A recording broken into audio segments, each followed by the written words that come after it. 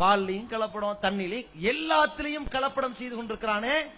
அத்தனை கலப்படங்களுக்கு மத்தியிலே நபிகள் நாயகம் ஸல்லல்லாஹு அலைஹி வஸல்லம் இந்த கலப்படங்கள் தான் இந்த பொருளாதாரத்தின் வீழ்ச்சியை உண்டாக்கும், மனிதர்களுடைய அழிவை முடிவு கட்டும் என்பதற்காகத்தான் அந்த கலப்படத்தை ஒழித்தார்கள், லஞ்சத்தை ஒழித்தார்கள், ஊழலை ஒழித்தார்கள், சூதாட்டத்தை ஒழித்தார்கள், மதுவிலே குடித்து நாசமாகக்கூடிய அந்த குடிகார சிந்தனை, அந்த மதுவை ஒழித்து கட்டினார்கள்.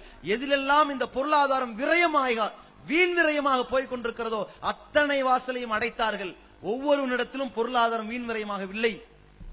இன்றைக்கு உழைக்கக்கூடிய சராசரியாக உழைத்து ஒரு நாளைக்கு 1000 ரூபாய் சம்பாதிக்கிறான் என்று வைத்துக் கொள்ளுங்கள். ஒரு கூலி தொழிலாளி 250 ரூபாய் சம்பாதிக்கின்றான். 50 ரூபாய் சூதாட்டம், 100 ரூபாய் ஒரு கோட்டரோ கட்டிங்க என்னமோ 100 ரூபாய் 150 ரூபாய் அதுல காலி, மீதி 50 ரூபாய் வச்சிருப்பான். சிகரெட்டு பீடி போன்ற லொட்டு லொசுக்குன்ட்டு அதுல ஒரு 40 ரூபாய் செலவு பண்ணிட்டு 10 ரூபாய் வீட்டுக்கு கொண்டு வந்தா அடுப்பெரியுமா? பொருளாதாரம் ஃபுல்லா போயிருச்சா? அப்ப ஒரு கடன் வாங்கணும், கடன் வாங்கணும்னா வட்டிக்கு வாங்கணும், அந்த வட்டி கட்டணும்னா அது கூட சம்பாதிக்கணும். இப்படியே சங்கிலி தொடர்ல இவன் ரத்தத்தை எல்லாம் உறிஞ்சக்கூடிய இத்தனை வாசல்களை நபிகள் நாயகம் அடைத்தார்கள். 10 ஆண்டுகளில் வீண் விரயமான பொருளாதார நிகழ்வுகள் எல்லாம் அடைக்கப்படுகிறது. எந்த அளவிற்கு வீண் விரயங்களை ஒழிக்கிறார்கள் என்றால், திருமணம் என்பது என் வழிமுறை, இந்த என்னுடைய வழிமுறையாக இருக்கிற இந்த திருமணத்தை கூட ஆடம்பரமா பண்ணிடக்கூடாது, எளிமையாக செய்ய வேண்டும். இன்ன ஆலமன் நிக்காஹி பரக்கத்தன் ஐஸருஹு மௌனா, திருமணத்திலேயே அல்லாஹ்வுடைய பரக்கத்தை பெற்றுத் தருகிற மகத்தான திருமணம் செலவில் மிக மிக குறைவாக நடத்தப்படுகிற திருமணம். இதை காரணமா வச்சு கூட செலவு பண்ணா, காசு செலவு பண்ண ஆரம்பிச்சா அங்க போய் வட்டியில நிப்பான், இவனை கொண்டு போய் எல்லா இடத்திலையும் தள்ளும். அத்தனை வாசலையும் அடைத்தார்கள். வரவுக்கான வாசல் சேனல் கிளியரா இருக்கிறது, செலவுக்கான வாசல் கிளியரா இருக்கிறது, அத்தனையும் அடைக்கப்பட்டு விட்டது. அடுத்தது என்ன பிரச்சனை? சட்ட ஒழுங்கு சீர்கேடு. இன்றைக்கு நம்ம நாட்டினுடைய நிலைமை ஏன் இன்னும் நமக்கென்று பொருளாதார வீழ்ச்சியிலே, பண மதிப்பினுடைய வீழ்ச்சியிலே, எல்லா வகையான பொருட்களுக்கும் விலைவாசி உயர்வு. பக்கத்திலே நேபாளம் இருக்கிறது, வங்காளதேசம் இருக்கிறது, ஆப்கானிஸ்தான் இருக்கிறது. 10 ரூபாய் 14 ரூபாய் 15 ரூபாய்க்கு கொடுக்கப்படுகிற அந்த பெட்ரோலை இங்கே கொடுத்துக் கொண்டிருக்கிறார்கள் 70 ரூபாய் 80 ரூபாய்க்கு என்றால் எதற்காக இப்படிப்பட்ட விலைவாசி உயர்வு? இந்த நிர்வாகத்தை உருப்படியாக நடத்த தெரியாதவருடைய அறியாத மூடர்களின் கையில் ஆட்சிகள் வழங்கப்பட்டிருக்கிறது, தகுதியற்றவர்களின் கையிலே ஆட்சிகள் வழங்கப்பட்டிருக்கிறது. இன்றைக்கு பொருளாதாரத்தை எப்படி சேகரிக்க வேண்டும் என்பதும் தெரியவில்லை, எப்படி செலவழிக்க வேண்டும் என்பதும் தெரியவில்லை. நபிகள் பெருமானார் காலத்திலே இத்தனை வாசல், வீண் விரயத்தின் அத்தனை வாசல்களும் அடைக்கப்பட்டு சரியான தரமான முறையிலே ஆட்சி கட்டில் பலமாக வேண்டும், எப்படி பைத்துல் மால் பெருக வேண்டும், ஏழை எளிய மக்களுடைய வாழ்வாதாரம் உருவெடுக்க வேண்டும், முன்னேற்றம் அடைய வேண்டும். இறுதி கட்டத்திலே நபிகள் நாயகம் அறிவித்தார்கள், ஆனா அவுலா பில் மூமினீன மின் அன்ஃபுஸிஹிம், இறை நம்பிக்கை கொண்டவர்களுக்கு நான் உயிரை விட மேலானவன். உயிரை விட மேலானவன் என்று சொன்னதற்காக உங்கள் சொத்துக்களை நான் கேட்க மாட்டேன். மண் தரக்க மாலன் பழி வரசத்திகி, சொத்துக்களை விட்டு சென்றால் அவங்க வாரிசுகள் எடுத்துக்கொள்ளுங்கள், எனக்கு வேண்டாம். வமன் தரக்க கல்லன், நீங்கள் கடன் சுமைகள் பிள்ளைகளை விட்டு செல்கிற இந்த சுமைகளை விட்டு சென்றால் இளைய ஏன்ட்ட வாங்க, அதை அரசாங்கம் மேற்கொள்ளும் என்றார்கள் நபிகள் நாயகம். கடைசியில் கவர்மெண்ட் எடுத்துக்கொள்கிறது. ஊரில் ஒரு மரணம் நிகழ்கிறது, அந்த மரணத்தின் தொடர்ச்சியாக நபிகளார் பிரகடனப்படுத்துகிறார்கள், இவர் கடன் பட்டிருக்கிறாரா, அரசாங்கம் பொறுப்பெடுத்துக் கொள்ளும். இவருடைய வாழ்வாதாரம், இவர் பிள்ளையை விட்டு சென்றிருக்கிறார், இந்த பிள்ளைகள் நிற்கதிகளாக இருக்கிறது, அரசாங்கம் பொறுப்பெடுத்துக் கொள்ளும். இன்றைக்கு நம் நாட்டின் நிலை என்ன? விவசாயிகள் தற்கொலை செய்து செத்து மடிகிறார்கள். ஒரு பக்கம் அவர்களின் மரணம். அரசாங்கம் என்ன செய்ய வேண்டும்? எதனால் நீ அழிந்து கொண்டிருக்கிறாய்? உன்னுடைய பிரச்சனை என்ன? இந்த நாட்டின் அடிப்படை வளத்திற்கு முக்கிய காரணகர்த்தா நீதான், உனக்கு பிரச்சனை என்னப்பா என்று காது கொடுத்து கேட்க முன் வர வேண்டும். ஆனால் டெல்லியிலே பல நாட்களாக போராட்டம், பல ரகங்களில் போராட்டம், அரை நிர்வாணிகளாக போராட்டம், உருண்டு பிறண்டு போராட்டம், அங்க பிரதட்சணை, உருண்டு பிறண்டு போராட்டம். எதற்காக? கடவுளே மோடிக்கு நல்ல புத்திய குடுறா என்று போராட்டம். அந்த நாசமா போனவன் எங்களை திரும்பி பார்க்கணும்டா கடவுளேன்னு போராட்டம். திடீர்னு பார்த்தா அத்தனை விவசாயிகளும் பொம்பளையாவே மாறிடுறாங்க. எதுக்குடா புடவை கட்டினாங்க? இல்ல நரேந்திர மோடி இப்படிப்பட்டவர்னா அவரு ஆம்பளையோ இல்லையா அது வேற, அவரு பொம்பளையத்தான் பாக்குறாரு. கஜோல பாக்குறாரு, கௌதமிய பாக்குறாரு, எங்களையும் பாப்பார் இல்லையான்னு கேட்கிறானே. இந்த விவசாயிகளுடைய இந்த வறுமை நிலை மாற்றப்படுகிறதா? அதற்கு முடிவெடுக்கப்படுகிறதா? அவன் இறந்து போகிறான், தற்கொலை செய்து மடிகிறான். என்ன பதில் சொன்னார்கள்? இன்றைக்கு தற்கொலை செய்வது ஃபேஷன் ஆகிவிட்டது என்று அவனுடைய இந்த கவலைக்கிடமான ஒரு நிலையை மாற்று வழி காணாமல் ஏளனமாக பேசுகிற அரசாங்கம் இன்றைக்கு ஒரு கட்டத்தில் கொண்டு போய் ஜனாதிபதி அறிவிச்சுட்டார். என்ன? ஒருத்த மனநல பாதிக்கப்பட்டு தற்கொலை பண்ணணும்னு முடிவெடுத்தா யார் அவனை தடுக்க கூடாது என்று உத்தரவு போட்டார். எல்லாரும் சாவுங்கடா, சாகரவன் எல்லாம் பைத்தியக்கார பையன், இப்படி முடிவு பாடுது. இவங்க இன்னும் ஒரு 5 வருஷம் எல்லாம் அம்புட்டு போய் நாட்டை சாவு அடிச்சு சுடுகாடாக்கிட்டு இந்த பாப்பா மட்டும் உட்கார்ந்துகிட்டு அவ்வளவு பேர் ஏன் செத்தாங்கிறீங்க? பைத்தியக்கார பயிலுவ மனநல பாதிக்கப்பட்டு செத்துட்டான்றாங்க. இதான் கணக்குல கொண்டு போய் சேர்க்கறதுக்கு ஜனாதிபதி கொண்டு வந்துட்டார்ல. சட்டப்படி பேசினால் ஒரு வழக்கறிஞர் வழக்கு தொடர்றதா இருந்தா ஜனாதிபதி இப்ப கம்பி என்ன வைக்கணும், ஏன் இவர் தற்கொலையை தூண்டுறாருன்னு அந்த நிலைமையை பேசுறாங்க. இப்ப அடே ஒரு வியாபாரம்ங்கிற பேர்ல, தொழிலதிபர் பேர்ல மோசடி செய்து கொண்டிருக்கிற விஜய் மல்லையாங்கிறவனுக்கு 9,000 கோடி தள்ளுபடி பண்றான். இங்க விவசாயி இருக்கிறான், கஷ்டப்பட்டு இருக்கிறான், கடன் பட்டு இருக்கிறான், கல்விக்கு கடன் வாங்கி அடைக்க முடியாத மாணவன் தற்கொலை பண்றான். அவன் வாழ்வாதாரத்தை பார்த்து ஏறெடுக்க முடியாத கேடுகட்ட நிலை. யோசித்து பாருங்கள். இதை உடை தெரிந்தார்கள் பெருமானார். இறந்து போயிருக்கிறாயா, வா கொண்டு வா ஜனாசாவை. அவருடைய வாழ்வாதார சூழல் எப்படி இருந்தது? வசதியா? பிள்ளைகள் எடுத்துக் கொள்ளுங்கள், எங்களுக்கு வேண்டாம். சுமையா? நாங்கள் பொறுப்பெடுத்துக் கொள்கிறோம். இதுவல்லவா ஆட்சி? இதுதான் நபிகளார் கொடுத்த தீர்வு. இந்த நாட்டில் விருப்பு வெறுப்பு இல்லாமல் நபிகளார் ஏற்படுத்திய இந்த புரட்சியை இவர்கள் கையில் எடுப்பார்கள். ஆனால் என்ன புரட்சி? நீ சோத்துக்கு வரி வாங்காத, எங்கள்கிட்ட வாங்குற மளிகை ஜாமானுக்கு வரி வாங்காத, பாதையில போகிற வண்டிக்கு வரி வாங்காத, ரோட்டுக்கு வரி வாங்காத, வீட்டுக்கு வரி வாங்காத, கடைக்கு வரி வாங்காத, சொத்துக்கு வரி வாங்காத, எங்கள்கிட்ட சம்பாதிக்கிறதுக்கு மட்டும் வெல்த் டாக்ஸ் ஒரு வாட்டி வரி வாங்கு, அதோட நிப்பாட்டிக்க. ஒரு வரி போதும், அதோட நிப்பாட்டி பாரு. ஒரு சர்வசாதாரணமான கணக்கு, 100 கோடி மக்களில் ஒரு 20 கோடி பேர் சம்பாதிக்கவே முடியாதவன் தள்ளிரு. ஒரு 20 கோடி பேர் லட்ச லட்சமா கொட்டான்னு வச்சுக்க. ஒரு 40 கோடி பேர் வருஷத்துக்கு 10 லட்சம் தான் சம்பாதிக்கிறான்னு வச்சுக்க. இந்த 40 கோடி பேரை வைத்துக் கொண்டு 40,000 கோடி ரூபாய் வருஷத்துக்கு அரசாங்கத்துக்கு கிடைச்சிரும் வரி. மீதமுள்ள 20 கோடி பேர் இருக்கானே, அவன் மூலமாக உனக்கு 35 லட்சம் ரூபாய், 35 லட்சம் கோடி, 1 கோடி 10 கோடி 100 கோடி 1000 கோடி 35 லட்சம் கோடி. 8 வருஷம் ஆட்சி பண்ணலாங்க. அவ்வளவு பணம் வச்சா ராணுவத்துக்கு கூட, கப்பலுக்கு கூட, அது கூட இது கூட எல்லாத்துக்கும் கூட 8 வருஷம் ஆட்சி செய்வதற்கு ஏற்ற பொருளாதாரம் கிடைக்கும். செய்வீர்களா? வட்டியை ஒழிச்சு காட்டு, கலப்படத்தை ஒழிச்சு காட்டு, ஊழலை ஒழிச்சு காட்டு, அத்தனையும் சரியாயிரும். இதை நபிகளார் செய்து போனார்கள். அத்தனை பிரச்சனைக்கும் ஒரு முடிவு. சட்ட ஒழுங்கு சீர்திருத்தம். நாடுகளில் பார்க்கிறோம், உலகத்தில் வாழ்வதற்கு அஞ்சுகிற நடுங்குகிற நாடுகளின் பட்டியல் இந்தியா 5வது இடம். ஐயோ, இந்தியாவிலேயா வாழ்றீங்க? உயிரோட தான் இருக்கீங்களா? மான மரியாதையோட தான் வாழ்றீங்களா? பெண்கள் உயிரோட கற்போடத்தான் நடமாடுறீங்களா என்று கேலி கூத்தாக்கப்படுகிற நிலை உலகத்திலே 5வது இடத்திலே இந்தியா இருக்கிறது என்றால், சர்வசாதாரணமாக ஒரு மாநிலத்தில் மட்டும் வருடத்திற்கு 5000 பாலியல் வன்கொடுமைகள். என்ன முடிவு? கற்பழித்து கொலை செய்கிறார்கள். சிறு பிள்ளை பாலியல் சேட்டை, ஓர்ண சேர்க்கை, அங்கே ஒரு சிறு பிள்ளை துஷ்பிரயோகங்கள். இன்னொரு பக்கத்திலே ஏடிஎம் கொள்ளை, கொள்ளைக்காரர்கள், கொலைகாரர்கள் ஆபாச படங்களை மயக்க மருந்து கொடுத்து வீடியோ எடுத்து டார்ச்சர் செய்து இது போன்ற காமச்சேட்டைகளில் ஈடுபடுகிற வெறியர்கள் என்று பலதரப்பட்ட சட்ட ஒழுங்குகளை சீர்குலைக்கின்ற வேலைகள் நடந்து கொண்டிருக்கிறதே. இதற்கு என்ன முடிவு? நபிகள் நாயகம் 10 ஆண்டுகளில் ஏற்படுத்தினார்கள் ஒரு முடிவு. அஞ்சி நடுங்குவார்கள். 1 மாத காலம் பயணம் செய்கிற தூரத்தில் முகம்மது என்று பெயரை கேட்டால் அந்த நாட்டின் பாதுகாப்பு அச்சத்தை உண்டாக்கும். ஒரு பயம் திருட மாட்டான், கொள்ளையடிக்க மாட்டான், வழிப்பறி பண்ண மாட்டான், கற்பழிப்பு வர மாட்டான். ஏன்? கற்பழிச்சான்னா கொலை செய்ய முடிஞ்சு போச்சு. கண்ணுக்கு கண், பல்லுக்கு பல், காயத்திற்கு காயம்.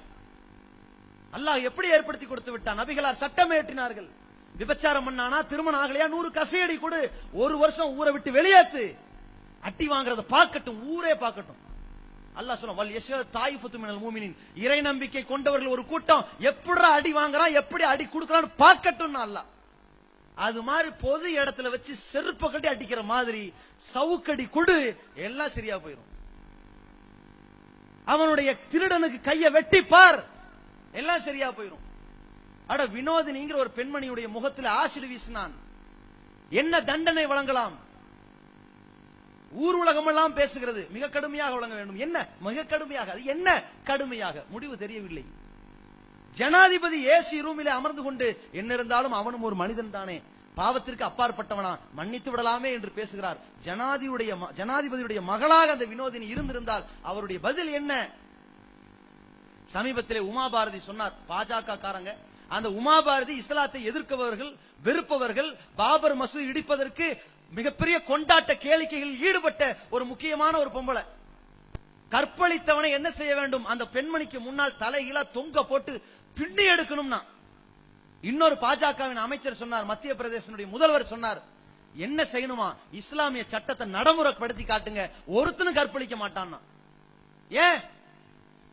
காயத்திற்கு காயம், ஆசிட ஊத்துனாண்டா அவனை பொது சபையில் நிக்க வச்சு ஊத்துங்கடா ஆசிட நிப்பாட்டிடுவான். அதோட அடே யதார்த்தமாக ஒரு ஆக்சிடென்டா, ஒரு விபத்தாக ஆசிட் ஊத்துனாண்டா வழி தெரியாது. இன்சிடென்டாக திட்டமிட்டு காலையில 10 மணிக்கு குற்றவாளிக்கு 1 லிட்டர் ஆசிட் மூஞ்சிய பார்த்து எரியப்படும், செத்து போயிருவான். எப்படி இருக்கு சட்டம்? லைவ் பண்ணி காட்டுங்க பாப்போம். ஒரு பையன் ஆசிட்ல கை வைப்பானா? இவன் என்னடா, இனிமேல் ஆசிட் விற்பனையை கட்டுப்படுத்த வேண்டும். ஏன் அப்ப கிருஷ்ணாயில் விற்பனையில ஏன் கரோசின்ல ஊத்தி கொள்ள மாட்டானா? பெட்ரோல், இனிமேல் பெட்ரோல் பங்குக்கு சீல் வைக்க வேண்டும். கூறு கட்டவங்களா எங்கடா வேறு? அதை முடிவெடுங்கடா. நபிகள் நாயகம் அதை எடுத்து காட்டினார்கள். அனைத்தும் சரியாகிவிட்டது. ஒரு தண்ணீர் பிரச்சனை இந்த நாட்டில் தீர்க்க முடியாத பிரச்சனை. எவ்வளவு தாண்டவம் ஆடுகிறது. ஒரு பாகிஸ்தானுக்கும் இந்தியாவுக்கும் அத்தனை பிரச்சனைகள் இருக்கும். தேர்தலின் பொழுதெல்லாம், எப்பொழுதெல்லாம் தேர்தல் வருகிறதோ அப்பொழுதெல்லாம் ஒரு சர்ஜிக்கல் ஸ்ட்ரைக் வந்து கொண்டே இருக்கும். அந்த பாகிஸ்தானுக்கும் இந்தியாவுக்கும் இடையில் இத்தனை பிரச்சனை பேசுகிறார்களே, அங்கிருந்து வருகிற அந்த சிந்து நதியில் ஏதாவது பாகிஸ்தான்காரன் தடுத்துக் கொண்டிருக்கிறானா? ஏன் தடுக்கல? அடே, எகிப்து இருக்கிறது, ஜோர்டான் இருக்கிறது, சவுதி அரேபியா இருக்கிறது, 5-6 நாடுகள், இஸ்ரேலும் இருக்கிறது. பாலஸ்தீன முஸ்லிம்களை கொன்றளித்துக் கொண்டிருக்கிற அந்த நாட்டுக்காரனும் இருக்கின்றான். அங்கே இருக்கின்ற அந்த நைல் நதியிலிருந்து எவனாவது தண்ணீரை தடுக்கின்றானா? இந்த பிரச்சனைகள் எல்லாம் எங்குமே உருவெடுக்காத பொழுது ஒரு பெரியார் பாலம், அந்த அணையை உடைப்பதா கட்டுவதா ஒரு பிரச்சனை ஓடிக்கொண்டே இருக்கிறது கேரளாவில். காவேரிக்காக வேண்டி 108 வருடங்களாக ஒரு பிரச்சனை ஓடிக்கொண்டே இருக்கிறது. எத்தனை அமர்வுகள், எத்தனை கலவரங்கள், இன்று வரைக்கும் தண்ணீர் கொடுக்க முடிகிறதா? முடியவில்லை. ஒவ்வொரு மாநிலத்திலும் இந்த தண்ணீர் பிரச்சனை தாண்டவமாடுகிறது. ஒரு முடிவு கட்டினார்களா? நபிகளார் முடிவு கட்டினார்கள். ஒரு பிரச்சனை வருகிறது, 2 சமுதாயத்திற்கு மத்தியில தண்ணீர் கொடுப்பதை பற்றிய பிரச்சனை வருகிறது. உன் தேவைக்கு போக உடனே கொடுத்துரு. தேவைக்கு போக மீதி உள்ள தண்ணிய விற்பது ஹராம்டாங்க ரசூலுல்லாஹ். யார் வேணாலும் எடுத்துட்டு போலாம், உன் தேவைக்கு எடுத்துட்டு போய்கிட்டே இரு. முடிஞ்சு போச்சு. இதான் தீர்வு.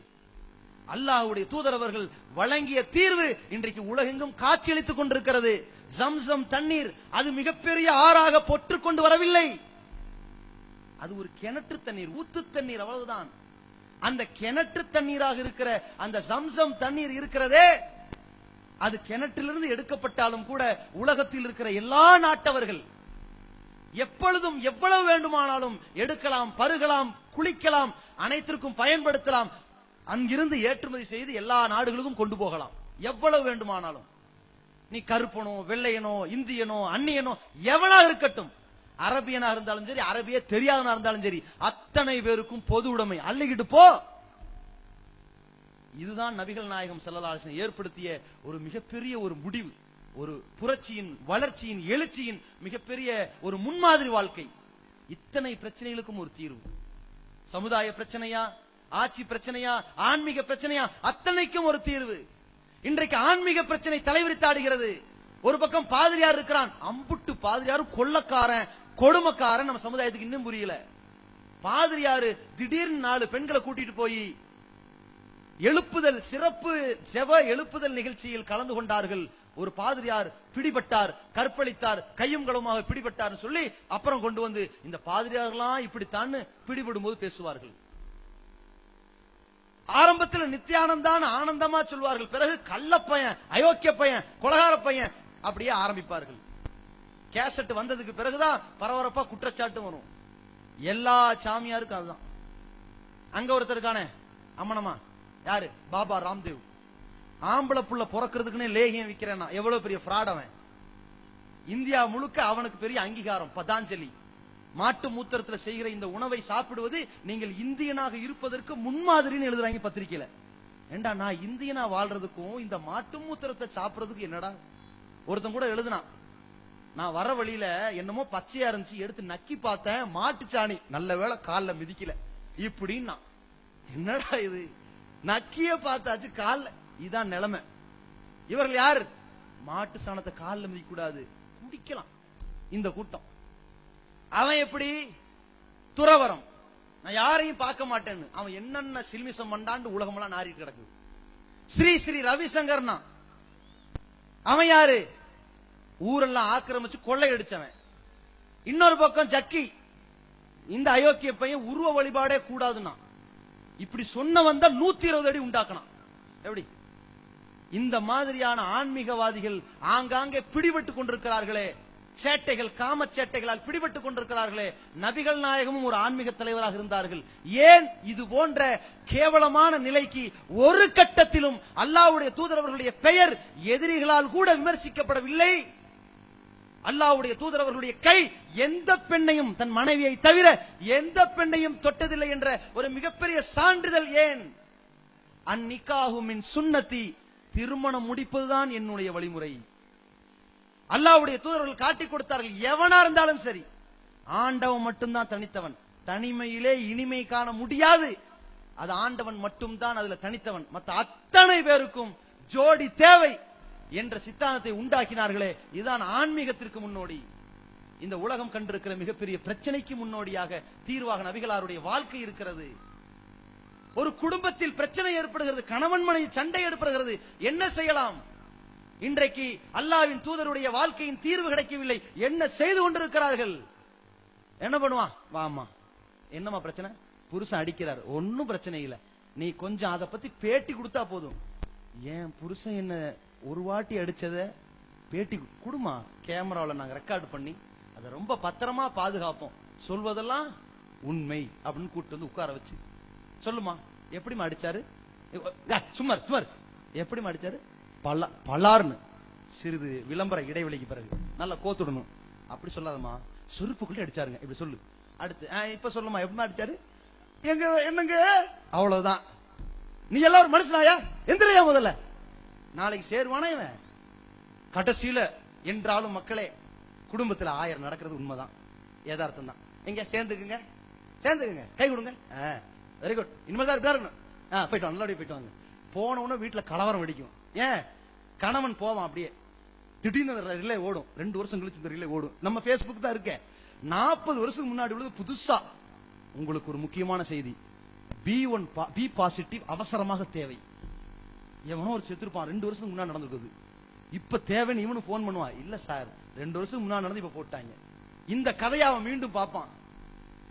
பார்த்த உடனே நம்ம செருப்புக்கள்கிட்டயே அடிக்கலையே, ஓங்கி அரைஞ்சது இந்த நாய் எந்த அளவுக்கு பேட்டி கொடுத்திருக்கா, வீட்டுக்கு போய் ரணகளமா ஆகும், ஞாபகம் வந்துகிட்டே இருக்கும்.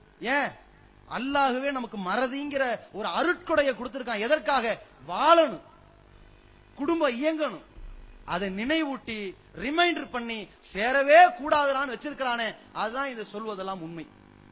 இதை இன்னைக்கு ரொம்ப லேட்டஸ்ட் ட்ரெண்ட் ஆகி எல்லா டிவிலையும் எடுத்துக்கிட்டான். என்ன, நல்லா இருக்கிற குடும்பத்தை கூப்பிட்டு வந்து கும்மி அடிக்க வச்சு நார் நாரா பிச்சு செதறடிக்கிறது தான் எங்களுடைய பொழப்பு. வாங்க, தமிழ்ல, இப்ப தெலுங்குல, அப்புறம் இந்தியில, சர்வதேச அளவுல ஓடும். ஏன்னா பெரும்பாலும் வெளிநாட்டுல அந்த பஞ்சாயத்து கிடையாது. அவன் செய்தியை தான் இப்படி பேசிக்கிட்டே இருப்பான். இவ புதுசா அவனும் கிளப்ப ஆரம்பிச்சிருவான். அங்க வந்து துப்பாக்கியோட தான் பேசுவாங்க. அமெரிக்காவில் இந்த மாதிரி நடக்க போகுது. நபிகள் நாயகம் என்ன சொன்னார்கள், கணவன் மனைவி பிரச்சனை என்ன பிரச்சனை, முதல்ல தீர்ப்பு என்ன, உன் மனைவியை நீ எப்படி திருத்த வேண்டும், லா தஜ்ஹரு இல்லா ஃபில் பைத், நீ வீட்டை தவிர வேற எங்கேயும் போய் கண்டிச்சிராத, பொது சபையில பேசாத, ரகசியமா வச்சு புத்திமதி சொல். ரொம்ப எல்லை மீறி போகுது, கொஞ்சம் படுக்கையை பிரிச்சு பாரு, அமைதியா இருந்து பாரு, எல்லாம் சரியா போயிடும். அதையும் தாண்டி போகிறது, உன் குடும்பத்துல ஒருத்தன் அவன் குடும்பத்துல ஒருத்தன், சமரசம் பண்ணி பேசி பாருங்க. பொய் கூட சொல்லலாம் சமரசத்திற்காக, ஒற்றுமைக்காக, கணவன் மனைவி ஒற்றுமைக்காக செஞ்சு பாருங்க. முடியல, அப்புறம் ஜமாத்து வருகிறது, மான மரியாதை பாதுகாக்கப்பட்டு வருகிறது. எல்லோரும் மறந்து விடுகிறார்கள். இன்றைக்கு அல்லாஹ்வுடைய கிருபையினால் ஒரு பாஜக காரன் பேசுகிறார், இஸ்லாத்தை எதிர்த்து இஸ்லாத்தை அழிக்க வேண்டும் என்பதை கொள்கையாக வைத்திருக்கிற ஒரு ஆட்சி கட்டில் இருப்பவர்கள் பேசுகிறார்கள், முஸ்லிம்கள் மத்தியில் மட்டும்தான் விவாகரத்து மிக குறைவாக இருக்கிறது. காரணம் என்ன? நபிகள் நாயகம் ஏற்படுத்தி கொடுத்திருக்கிற ஒரு வாழ்க்கை முறை. அத்தனைக்கும் தீர்வு ஒண்ணு காட்டுங்க பாப்போம். அத்தனைக்கும் தீர்வு. யூதர்கள் அன்றைக்கு கேலியாக கேவலமாக சொன்னார்கள், என்னடா உங்க முகமது மூத்திரம் போறதை பற்றி கூட சொல்லிக் கொடுத்திருக்கிறார்னு. ஆனால் அவர்கள் அதை கேலியாக சொன்னார்கள். சிறுநீர் கழிப்பதன் ஒழுங்கை கூட நபிகளார் சொல்லிக் கொடுத்தார்கள் என்பது இன்றைக்கு உலகத்தில் மிகப்பெரிய முன்னோடியாக இருக்கிறது. சிறுநீர் கழித்தால் அந்த பகுதியை சுத்தம் செய்ய வேண்டுமா? அழகாக அல்லவா இருக்கிறது முன்னோடி. எப்படி பார்க்கிறார்கள்? ஒரு கத்னா செய்கிற ஒரு தீர்வு. இன்றைக்கு ஜிம்பாப்வே நாடுகளிலே அத்தனை ஆண்களும் விருத்த சேதனம் செய்தாக வேண்டும் சட்டம் போடுகிறார்கள். எதற்காக? நாத்திகம் பேசுவார்கள், ஒருத்தனுடைய ஆண்குறியில் அந்த நுனித்தோல் அறுக்கப்பட வேண்டும் என்றால் பிறக்கும் போதே அறுக்கப்பட்டு வந்திருக்கலாமே என்று அல்லாஹ்வுடைய தூதர் அவர்கள் வழிமுறை படுத்தி கொடுத்தார்களே, இது அல்லாஹ்வின் வழிமுறை, அதில் தவறு வராது, முரண்பாடு வராது, உளறல் வராது. அல்லாஹ் நம்மை பாதுகாப்பதற்குத்தான் அந்த தோலை மூடி அமைத்தான். ஏன்? நாம் குழந்தையாக இருக்கிற பொழுது நீர் தொட்டியில் இருக்கின்றோம், அந்த கருவறையிலே நீர் தொட்டியில் இருக்கிற பொழுது அந்த ஆண்குறியினுடைய தோல் மூடி இருக்க வேண்டும், அப்பொழுதுதான் அது சேதமாகாது. பிறகு வெளியேறி விடுகிறான். வெளியே வந்ததற்கு பிறகு சிறுநீர் இப்பொழுது தங்க போகிறது, இப்பொழுது அதை தங்க வைக்கின்ற வேலையை அந்த நுனித்தோல் செய்யக்கூடாது, அறுத்தெறியப்பட வேண்டும். இப்பொழுது இது பாதுகாப்பு. உள்ளே அது மூடி இருப்பதும் வெளியே அது திறந்திருப்பதும் தான் பாதுகாப்பு. உலகத்தில் சொல்லப்பட்ட தீர்ப்பு. இன்றைக்கு எத்தனையோ நாடுகள் அந்த தத்துவத்தை கையில் எடுத்திருக்கிறார்கள் என்றால், இந்த உலகம் சந்தித்திருக்கிற எல்லா பிரச்சனைகளுக்கும் ஒரு 9 பிரச்சனை இன்னைக்கு உலக அளவுல பிரச்சனையை பாருங்க, எல்லா இடங்களும் இந்த சனியின் தொல்லை தான் தாங்காது. எது? திரு நங்கை. இவனை புகழ்றாங்களாம், அதனடா புது பேரு, எல்லாத்துக்கும் புது பேர் இருக்கு இல்லையா? திரு நங்கையா, அதாவது திருனா ஆம்பளைக்கான், நங்கைனா பொம்பளைக்கான். இப்படி சொல்லணுமா? அவங்கள மரியாதை கொடுக்கணுமா? அவங்களுக்கு சீட்டு கொடுக்கணுமா? அவங்களுக்கு ஓட்டு கொடுக்கணுமா? அவங்களுக்கு தனி ரகமா பிரிக்கணுமாண்டு ஒரு கட்டத்துல இந்தியாவுல ஒரு வழக்கு வருது, எங்களுக்கு தனி கக்கூஸ் அமைங்கன்னு. நீதிபதிக்கு பயங்கரமான குழம்பு. ஏண்டா கழிப்பறைக்கு போறதுல ஆம்பளைக்கு பொம்பளைக்கு வச்சிருக்கிறோம், உனக்கு கழிப்பறைக்கு போறடா, என்னடா பிரச்சனை? இல்லை, எங்களுக்கு அதில் சுதந்திரம் வேண்டும், உரிமை வேண்டும். இதுல உள்ள போய் கதவடைக்கிறதுல என்னடா இதுல சுதந்திரம்? இருந்தாலும் அவர்களுக்கும் ஒரு உணர்வு இருக்கிறது, மதிக்கப்பட வேண்டும். எனவே தனி கழிப்பறைன்ட்டான் அறிவிச்சிட்டாங்க இப்ப நீதிபதிகள். ஏன்னா நம்ம நாட்டுல அதிகமா கிறுக்கு பையன் முட்டா பையன் தான் நீதிபதியா இருப்பான். அது நடந்துச்சு, இருக்கா இல்லையா? நபிகள் பெருமானார் ஸல்லல்லாஹு அலைஹி வஸல்லம் அழகான முறையில தீர்ப்பு சொன்னார்கள். மதுகவாதிகளுக்கும் சேர்த்து சொல்றோம், நபிகளார் பல விஷயத்துல ஒண்ணுமே சொல்லாம போயிட்டாங்க, மார்க்கம் பூர்த்தியாகாம போயிருச்சுன்னு சொல்லி புதுசு புதுசா பல உளறல்களை மார்க்கம் என்ற உலகத்திலே விதைத்து வைத்திருக்கிறார்களே. இந்த மதுகவாதிகள் உளறல்களை மட்டுமே பொக்கிஷமாக வைத்து மதுகப சட்டங்களை ஏற்றிருக்கிறார்களே, அவர்கள் 9களுக்கு சில தீர்ப்பு கொடுப்பாங்க, அதை இந்த மேடையில சொல்ல முடியாது. அரவாணிகளை ஆம்பளையா பாக்குறதா பொம்பளையா பாக்குறது, அவனுடைய சொத்தை என்ன பண்றது, அவனுக்கு சொத்தை எப்படி கொடுக்கறது, கல்யாணம் பண்றதா வேணாமா, அவனை மதிக்கிறதா வேணாமா, அவனை பள்ளியில சேர்க்கிறதா வேணாமா, இதுக்கு வண்டி வண்டியா சட்டளை வச்சிருக்காங்க. இதுல சில அரவாணிய ஆம்பளைய சேர்ப்பாங்க, சில அரவாணிய பொம்பளையா சேர்ப்பாங்க, பயங்கரமான ஆய்வு செஞ்சிருப்பாங்க. ஆனால் நபிகள் பெருமானார் அழகான ஒரு தீர்ப்பு சொல்லிட்டாங்க, அவன் ஆம்பளை தான். அவன் யாரு? அவன் ஆண்மகன் தான். அவன் தன்னுடைய காழ்ப்புணர்வு ஒரு வகையான தாழ்வு மனப்பான்மையின் காரணமாக தன்னை சில பெண் ஜாடைகளை போன்ற அமைப்பு இருக்கிறது, பேச்சு இருக்கிறது என்று பொம்பளையோடு இணைய நினைக்கின்றான். பெண்கள் கூட்டத்தாரே, இந்த மாதிரி கூட்டத்தை உங்களோட சேர்த்துக்காதீங்க, அவன் ஆம்பளைன்ட்டாங்க ரசூலுல்லாஹ். முடிஞ்சு போச்சு தீர்ப்பு. உலகம் முழுவதும் அதுதான். நீ ஆம்பளை போ அந்த பக்கம், நீ எதற்கடா சட்டையை விட்டுட்டு சேலையை கட்ட கலட்டாதன்னு சொல்லணும். அவனை இன்னும் உத்வேகப்படுத்தி ஆண்மகனாக்கி அவனுக்கு மிக தெளிவான ஒரு உயர்வு மனப்பான்மையை சொல்லித்தர வேண்டிய நாட்டு மக்களும் அவனை மட்டமாக்கி பொட்டைகளாக்க சேர்த்திருக்கிறார்கள் என்றால், இத்தனை பிரச்சனைகளுக்கும் நபிகளார் ஒரு தீர்ப்பு சொல்கிறார்கள், அவன் ஆம்பளை, முடிஞ்சிருச்சு. அல்லாஹ்வுடைய தூதர் அவர்கள் தன்னுடைய 23 ஆண்டு கால வாழ்க்கையில அவர்கள் இந்த உலகம் இறுதி நாள் வரும் வரைக்கும் எத்தனை பிரச்சனைகளை சந்தித்தாலும் சரி, அத்தனைக்கும் அல்லாஹ்வுடைய தூதரிடத்தில் தீர்வு இருக்கும். நீதிபதிகள் எடுத்து புரட்டி பாருங்கள், அல்லாஹ்வுடைய தூதர் அவர்கள் இந்த விஷயத்தில் என்ன, சொத்துரிமையில் என்ன, 1400 ஆண்டுகளுக்கு முன்னதாகவே ஒரு பெண் மனைவியாக இருக்கிறாள், எவ்வளவு பங்கு, தாயாக இருக்கிறாள் எவ்வளவு பங்கு, மகளாக இருக்கிறாள் எவ்வளவு பங்கு, சகோதரியாக இருக்கிறாள் எவ்வளவு பங்கு என்று சொல்லிக் கொடுத்தார்கள் நபிகள் நாயகம். இருக்கிறதா இன்றைக்கு? பல புரட்சிகள், பல போராட்டங்கள், பல நீதிமன்ற வழக்குகளுக்கு பிறகு பெண்களுக்கும் சொத்துரிமை வேண்டும் என்று இன்றைக்கு நீங்கள் கண்விழித்திருக்கிறீர்களே, என்றைக்கோ இந்த சமுதாயத்திற்கு தீர்ப்பை கொடுத்தார்கள். அந்த ஏக இறைவனுடைய அந்த தீர்வை உலகத்திற்கு எடுத்துரைத்தார்கள் நபிகள் நாயகம். அப்படிப்பட்ட அல்லாஹ்வுடைய தூதரின் இந்த வழிகாட்டுதல் தான் நபிகள் பெருமானார் சொன்னார்கள், வஹ்ஸனல் ஹதியி ஹதியி முஹம்மதின் ஸல்லல்லாஹு அலைஹி வஸல்லம், மிக அழகான வழிகாட்டுதல் முஹம்மதுடைய வழிகாட்டுதல். லக்கது கானலக்கும் ஃபீ ரசூலில்லாஹி உஸ்வத்துன் ஹஸனா, உங்களுக்கு இந்த தூதரிடத்திலே அழகான முன்மாதிரி இருக்கிறது, இதை ஏற்று நடங்கள். மறுமையில் வெற்றி பெற வேண்டுமா? அல்லாஹ்வை அதிகம் அதிகமாக நினைத்துக் கொண்டிருக்கிறீர்களா? மறுமை நாளை எதிர்பார்த்து காத்துக் கொண்டிருக்கிறீர்களா? அப்படிப்பட்டவர்கள் இந்த தூதரை பின்பற்றி நடங்கள். அல்லாஹ் சொல்கிறான். அல்லாஹ் உங்களை நேசிக்க வேண்டுமா? உங்கள் பாவங்களை மன்னிக்க வேண்டுமா? இறைவனின் மன்னிப்பை பெறும் நிலையில் நீங்கள் வாழ வேண்டும் என்றால், இறைவனின் நேசத்தை பெறும் நிலையில் உங்கள் நடவடிக்கைகள் அமைய வேண்டும் என்றால், குல் இன் குன்தும் துஹிபுனல்லாஹ ஃபத்தபிஊனி, முஹம்மதாகிய என்னை பின்பற்றுங்கள், அல்லாஹ்வின் நேசம் உங்களுக்கு கிடைக்கும். அப்படிப்பட்ட நடவடிக்கையில் நீங்கள் வாழ்வீர்கள், அல்லாஹ்வின் மன்னிப்பு உங்களுக்கு கிடைக்கும். அப்படிப்பட்ட ஒரு வாழ்க்கை திட்டத்தை நபிகள் பெருமானார் ஸல்லல்லாஹு அலைஹி வஸல்லம் காட்டி கொடுத்தார்களே, அந்த ஒரு வாழ்க்கையை மட்டும் பின்பற்றக்கூடியவர்களாக, நபிகள் நாயகம் ஸல்லல்லாஹு அலைஹி வஸல்லம் அவர்கள் காட்டி தந்த அந்த வாழ்க்கை வழிகாட்டுதல்களை மட்டும் இந்த உலகத்தில் எடுத்துச் சொல்லக்கூடியவர்களாக வாழ்ந்து மரணிக்கின்ற பாக்கியத்தை எல்லாம் வல்ல அல்லாஹ் ரப்பல் ஆலமீன் நம் அனைவருக்கும் தந்தருள்வானாக. வாஹிரு தஅவானா அல்ஹம்துலில்லாஹி ரப்பில் ஆலமீன். அன்புள்ள